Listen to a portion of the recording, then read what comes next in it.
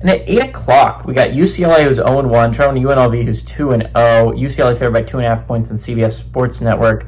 And probably one of the most underrated, very impactful playoff games of this late window.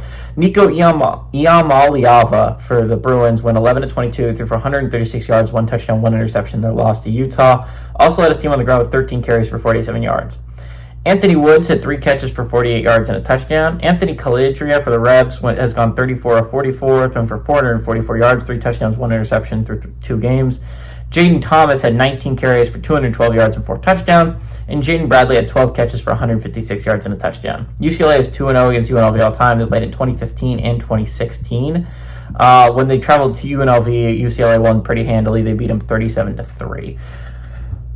All that being said, this is a really interesting moment for UNLV. Again, before the season started, I did not think UNLV was going to be that good. I still don't know if I'm completely sold on them, but they are sitting at 2-0. They're one of 5 undefeated teams left in the Mountain West. They're probably the Mountain West's best shot at sending a college football playoff team. UNLV is in a really interesting spot where Dan Mullen has come in. The Mountain West is just weird as a whole, right? Because you would expect Boise State to be that team, but again, they lost to USF week 1. We have 5 undefeated Mountain West football teams.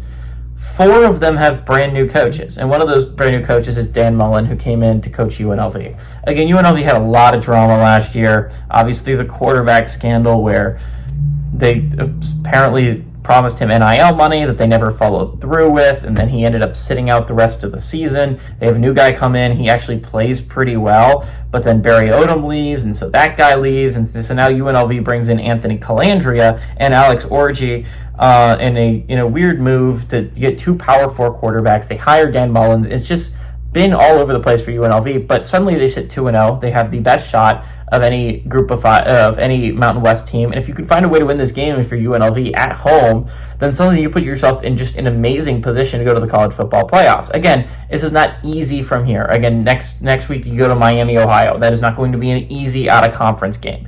Your in-conference games, you still play Air Force. You still have Boise State on the schedule. You have Colorado State and a whole bunch of other teams I think are pretty solid. There's definitely a lot of opportunities for UNLV to mess up.